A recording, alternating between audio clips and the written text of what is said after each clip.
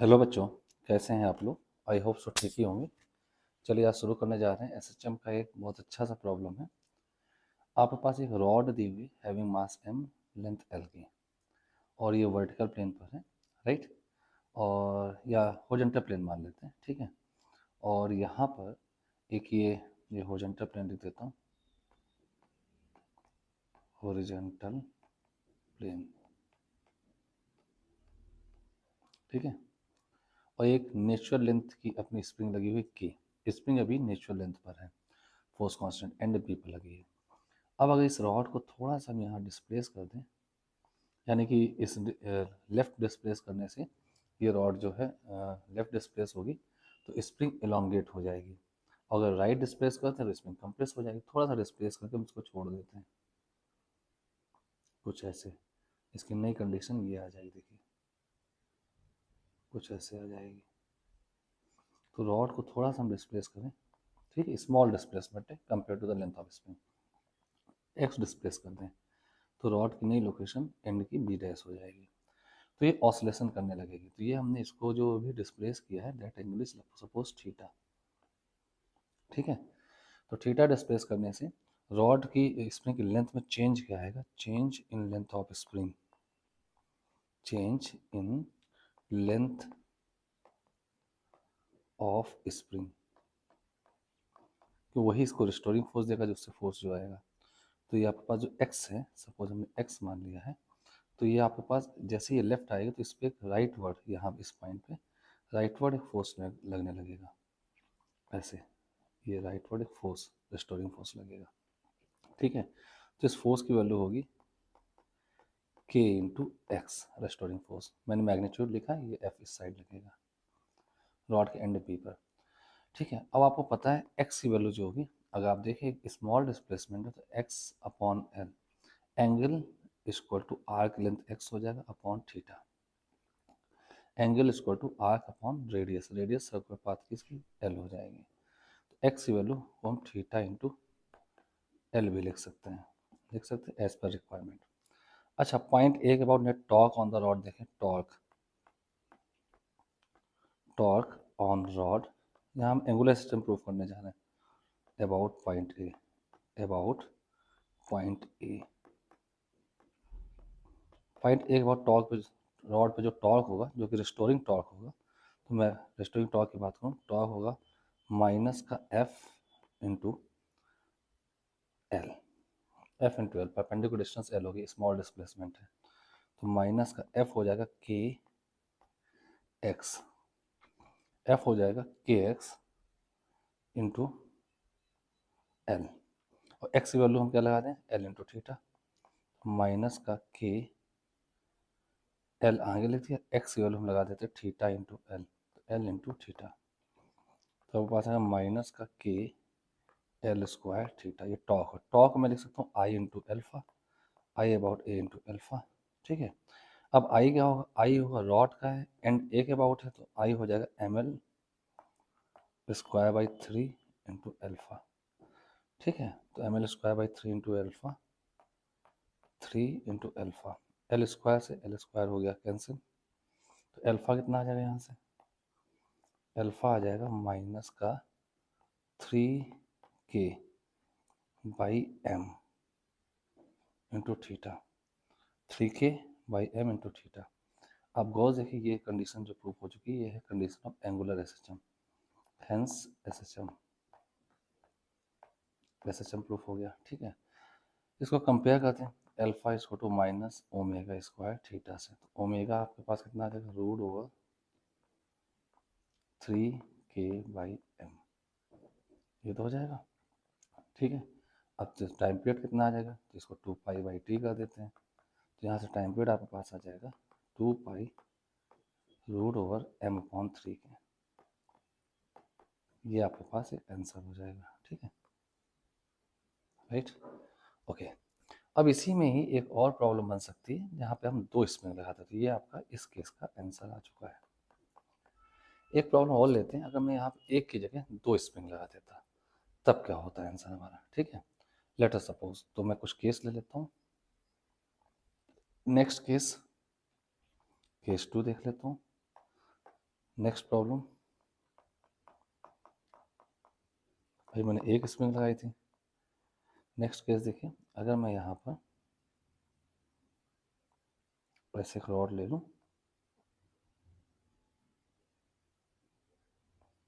ये this is the end, A hinge है, इसके बाद घूम सकती है, रोटेट कर सकती है रॉड, ठीक है।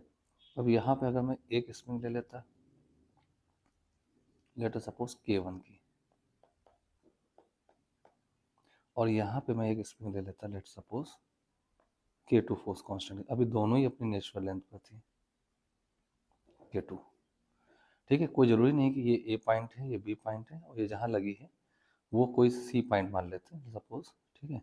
तो इट इज़ नॉट मैंडेटरी कि सी पॉइंट इसका सेंटर पॉइंट होगा, कुछ भी हो सकता है, आपको डिस्टेंसेस दी जा सकती हैं, ठीक है, राइट।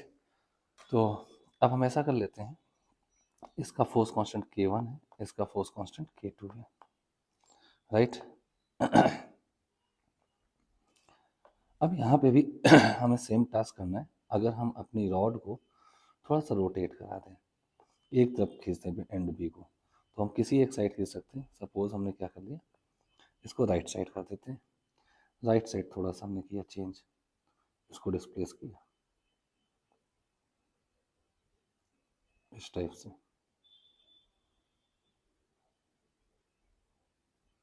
ऐसे। ये एंगल थीटा ले गए, this one angle is theta, rotate करा दिया वर्टिकल से।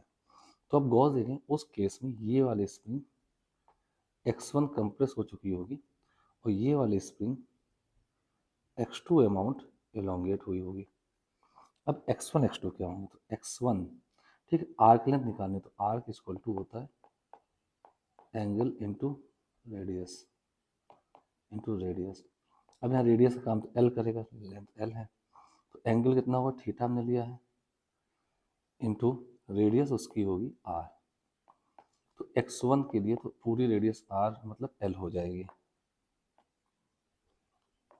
पूरी रेडियस एल हो जाएगी, ठीक है। ये तो x1 का काम हो गया। अब x2 के लिए अगर आपको कोई लोकेशन डिफाइंड है, सपोज ये यहाँ से b डिस्टेंस पर कर रहा है, कितने डिस्टेंस पर, b डिस्टेंस पर। हाँ, मैं एक चीज़ कंफर्म करता हूँ, b अगर c इसका, ये पॉइंट c जो था, ये इसका मिड पॉइंट है, तो b की वैल्यू l/2 हो जाएगी, या 1/3 है, 2/3 है, जो भी दिया, l के टर्म में b हो सकता है, दिया हो। नहीं दिया तो आपको b के टर्म में करना है। तो अगर मैं देखूँ x2 की बात करूँ, तो x2 भी एंगल तो वही होगा थीटा, ये भी आर्क लेंथ है, थीटा इंटू रेडियस इसकी हो जाएगी b, तो सेंटर पॉइंट से b डिस्टेंस दिया, तो ये x2 आ जाएगा। तो ये x1 x2 आ चुके हैं, ठीक है। अब हम बात करेंगे इन दोनों फोर्सेस से स्प्रिंग के इलोंगेट और कंप्रेस होने से एक इस पे रॉड पे यहाँ पे एक फोर्स जनरेट होगा F1, जो मैंने रेड कलर से दिखाया है, और रॉड पे इस पॉइंट पे भी एक फोर्स जनरेट होगा F2, ये F2 होगा। दोनों रॉड को एंटी टॉर्क बनाए, दोनों ही रॉड को इस सेंस में लाने का प्रयास करेंगे। तो torque about point A, torque about point A on the rod, point A.